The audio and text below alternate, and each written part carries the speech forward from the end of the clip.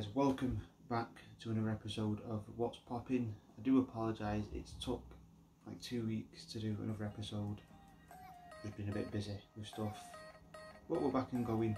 So this episode will be out Monday night, and then there'll be one coming out straight again on Thursday, and back to usual schedule. We're going to do the Kanto starters. Pokemon. Everybody knows the Kanto starters. I mean, if you don't know the Kanto starters, you've been living under a rock. If you don't know Pokemon, you've been living under a flipping mountain, for crying out loud. Because everybody knows Pokemon. Most people will turn around to you and just say Pikachu or Charizard. But most people know the Kanto starters. They did them in Pop. So happy when they brought them out. You couldn't really get them in the UK. They cost a lot to sort of import by other suppliers, because I'm aware that the UK doesn't have the licensing from Nintendo to sell the Pokemon Pops in the UK, or I think it might be Europe. We now have a licensing because there is Pokemon Pops starting to appear in stores like Smith's Toys and Game, so we now do have part of the licensing, thank God. But we're jumping to the Pops. The first Pokemon of the Kanto region's Pokédex, and the first starter which you can select, is none other than Bulbasaur. Bulbasaur, the grass type, has vines that come from his little sprouty bulb here. We'll take him out the box so you can see him better. Bulbasaur I did choose once. I have tried using Bulbasaur once in a game. Actually, insert. Bulbasaur is probably one of the least used out of the starters. Surprisingly, once you've leveled him up enough, once you've got him to almost like say maximum level, he's probably the best to use. He's incredible because he evolves obviously into Ivysaur and then Venusaur. So there's Bulbasaur in Pop Vinyl form.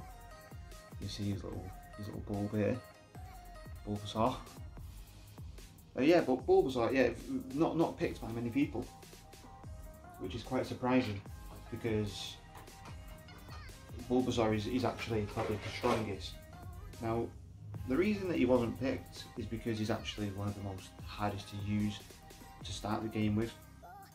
He is very difficult to use because you've got like the grass gym, which is second. Obviously, yes, you have the rock gym.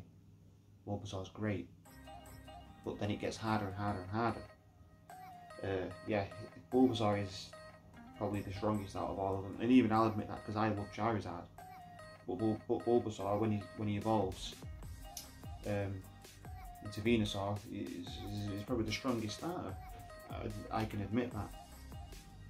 But this is the reason why, because they have like a set it's not a difficulty that was intended, I don't think, but it's a difficulty that people have noticed. So we go to number 4 in the Kanto Pokédex, and is the second one you can pick, Charmander. Charmander is probably the most used starter ever in existence. You ask most people back in the day, what starter did you pick? They will say Charmander's Charizard. Simple as. It was always Charizard. Charizard became like an iconic figure for Pokemon just as much as Pikachu. The reason people did pick him, I think people just like fire. I think we're all arsonists as kids. There's Charmander in Pop form. As you can see, there's a little flame on his tail. Now it's said for Charmander that if his flame goes out, he will die. There is an episode where Charmander's flame does almost go out. Ash rescues him, and that's how Ash acquires a Charmander. The first Pokemon actually he does acquire is obviously Pikachu. The first starter is Bulbasaur. He defeats Bulbasaur and acquires Bulbasaur, but he acquires Charmander by rescuing him and stopping his flame going out and potentially dying, basically. Yeah, Charmander was the most overused starter, probably the easiest to use. I chose Charmander select many times. I probably couldn't tell you how many times I chose Charmander because of the amount of times I have chosen. Because simply I love Charizard. Charizard's just awesome. But he is considered the weakest out of all of the starters. Charizard's considered the weakest. So there you have it. But he's my favourite, simple as. He's my favourite. Number 7 in the Kanto Pokédex. Squirtle, the third one you can pick. I selected Squirtle a couple of times because Blastoise is just awesome. He's probably, yes, obviously he is the medium most selected and inferior medium difficulty for the game. This was sort of how it was set out. Squirtle.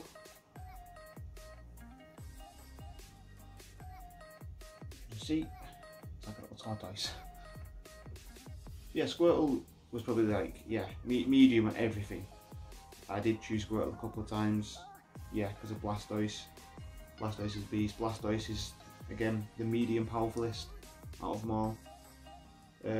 Ash acquires a Squirtle by saving the Squirtle squad, and the leader of the Squirtle squad decides to join him and go on his adventure through Kanto.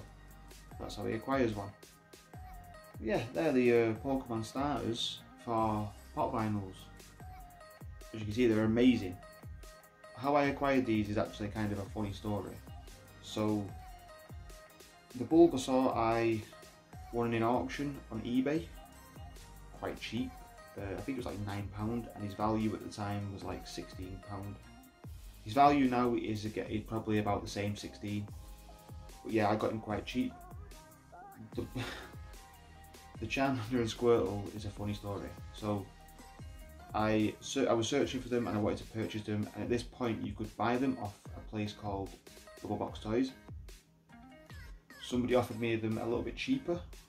They even came in the pop protectors. I managed to get both of them for I think £28 including delivery. At the time that was a bargain. Right now that's probably about right for the price. There is fakes flown around, so the price does fluctuate a bit. Yeah, that's about right. So I purchased these. Before they arrived, I received a mystery box with Charmander and Squirtle in. And I opened it live, and Charmander and Squirtle were there. So I had to cancel this order with this guy. I'm very happy, he allowed me to. He said, yeah, fair enough, I understand. He let me send them back. Obviously I had to pay the postage, which was unfortunate. It wasn't, that was like £3, but obviously I already had them. So there was nothing I could do. Plus they came in pop protectors as well. They actually came in the Double Box Toys pop protectors, which was crazy. Yeah, that's the story of how I managed to get them. Anyway, we'll end that one with them 3 starters. We will do a part 2 because I've got a special Pokemon one coming, and it will be called Kanto Starters Part 2 per se, because the 2 starters in it are technically starters. One of them is a starter in one game, the other one is a starter in another game along with the other starter. So we will do them. There will be 3 because the other one is a good one, and I can't wait to show it. It doesn't come out for another week in the UK, so I'm waiting for that to arrive, and then we'll do that. Thursdays will be a good one. I'm going to give you a hint and just say super. I'm going to say super. That's the hint you've got. Try and guess. That will be out on Thursday, and we're back to schedule. Gaming videos will start to be released every week from obviously my Twitch videos, and that'll be that. Anyway, thanks for joining in today and looking at my Pokemon Pops, the Kanto starters, and I will catch you in the next one.